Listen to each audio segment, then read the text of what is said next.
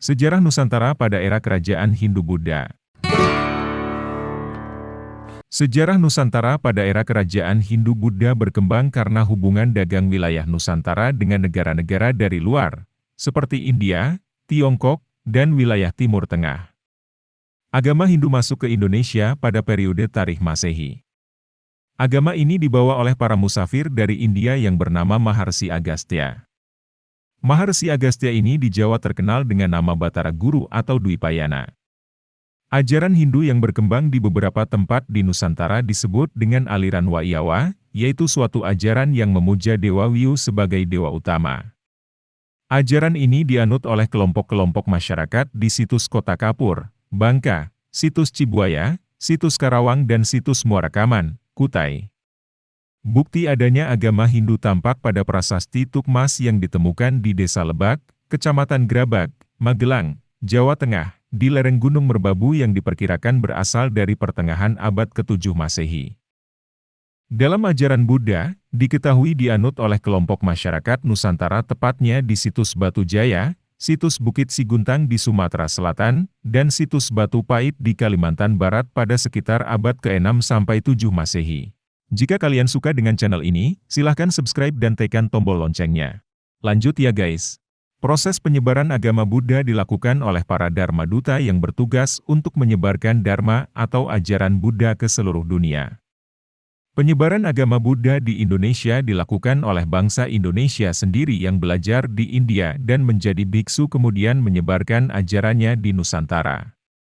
Untuk di daerah Pulau Jawa, agama Buddha datang pada abad ke-5 yang disebarkan oleh Pangeran Hasmir bernama Gunadarma.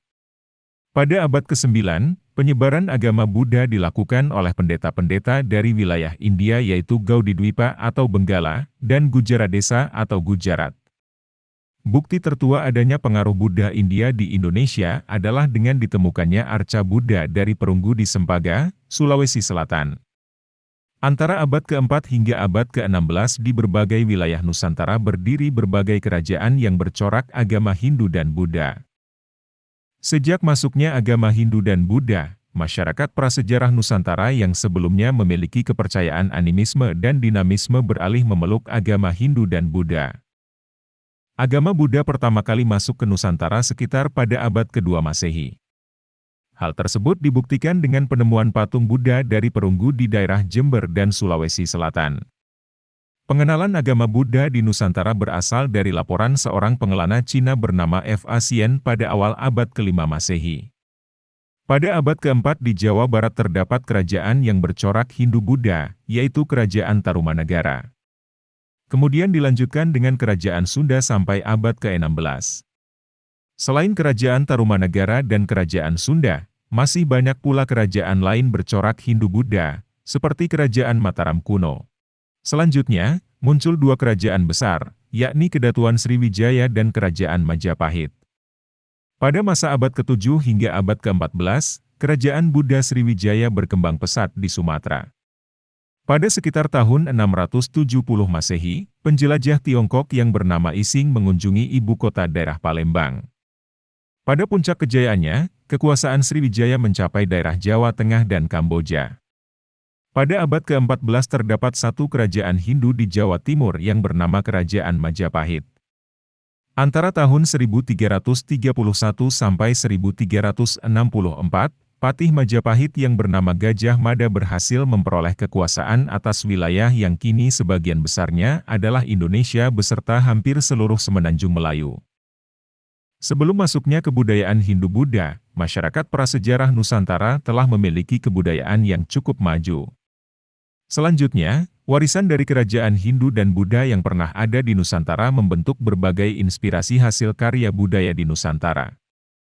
Salah satu contohnya ialah karya sastra India yang dibawa ke Indonesia, yakni Wiracarita Ramayana, Mahabharata, dan karya sastra lainnya.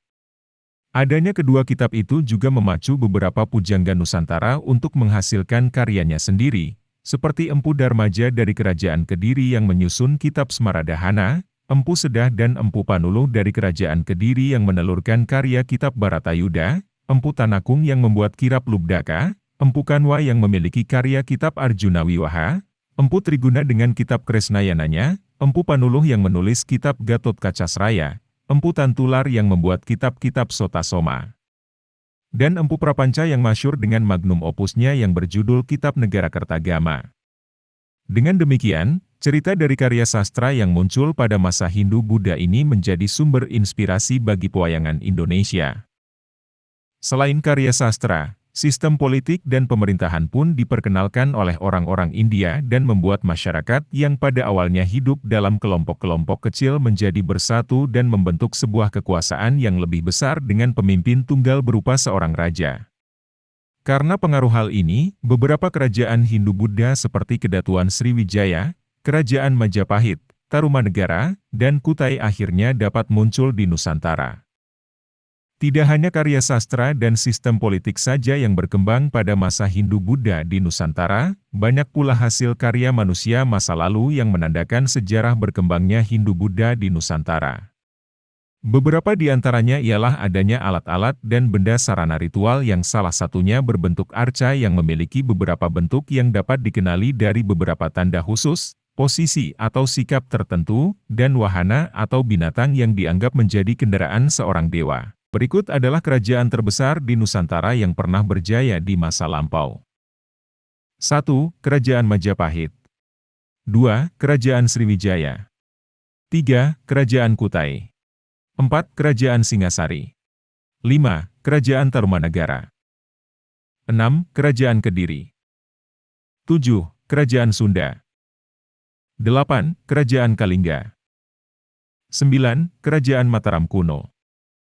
10. Kerajaan Kutai.